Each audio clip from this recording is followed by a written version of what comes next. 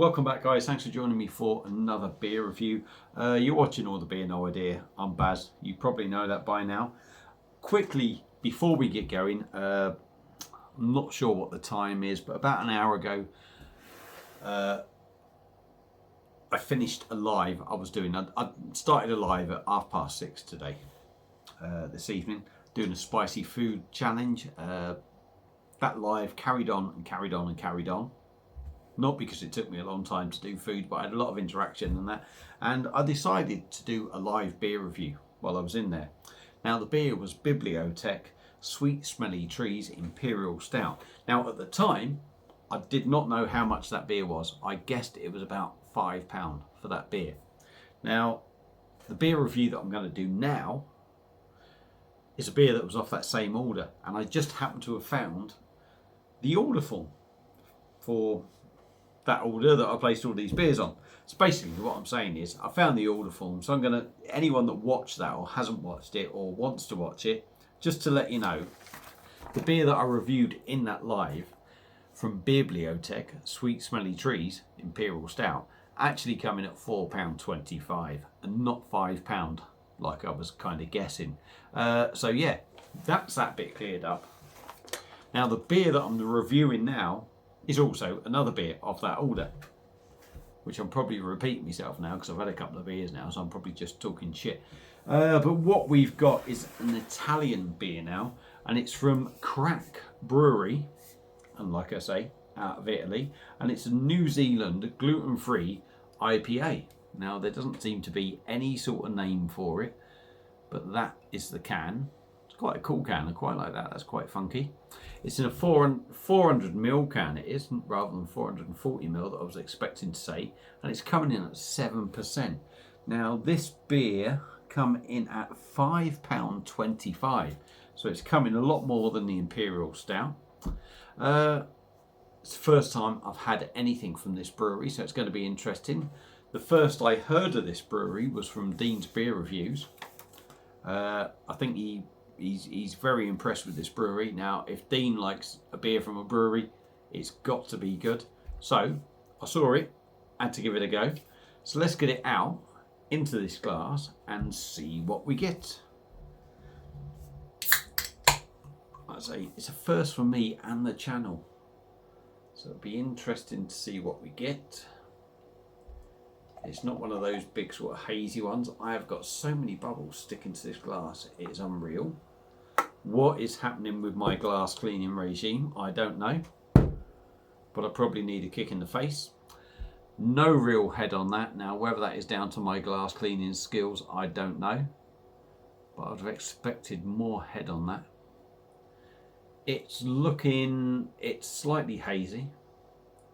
There's plenty of bubbles going up. It's like a golden amber colour.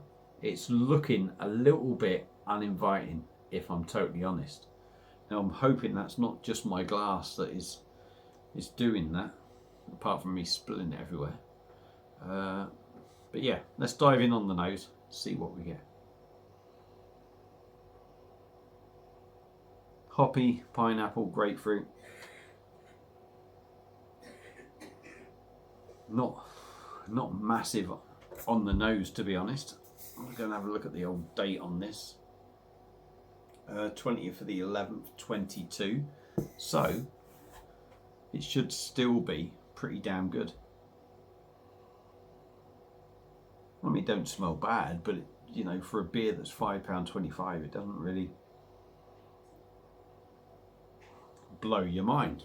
So let's dive in, give it a taste. Cheers.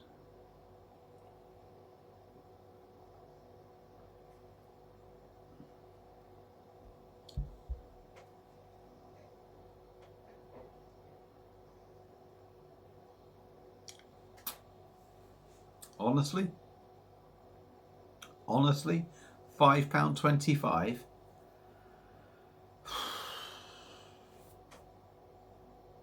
That is shocking. For £5.25. Now, alright, I had some bubbles sticking to the glass. The glass might not be perfectly clean, but really, That looks absolutely fucking lifeless. I'm struggling to get bubbles there, even by swilling it. 7% body is light, personally, very light.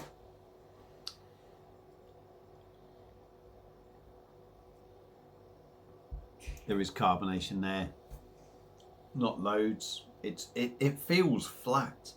This beer feels flat, even though there's bubbles in there. It feels flat, it feels dead, it feels lifeless.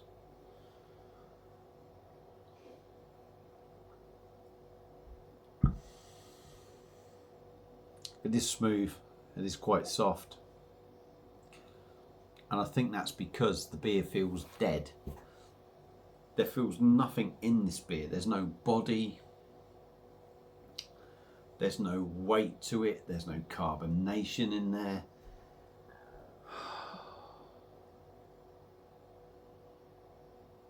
Now, I'm not sure what I'm disappointed with, that my glass wasn't perfect for this beer, because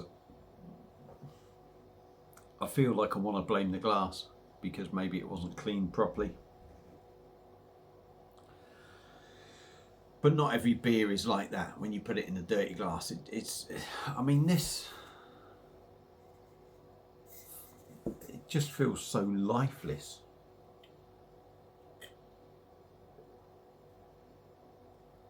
Taste wise, you got a little bit of maltiness in there, some pine resinous, very much pineapple and grapefruit flavours.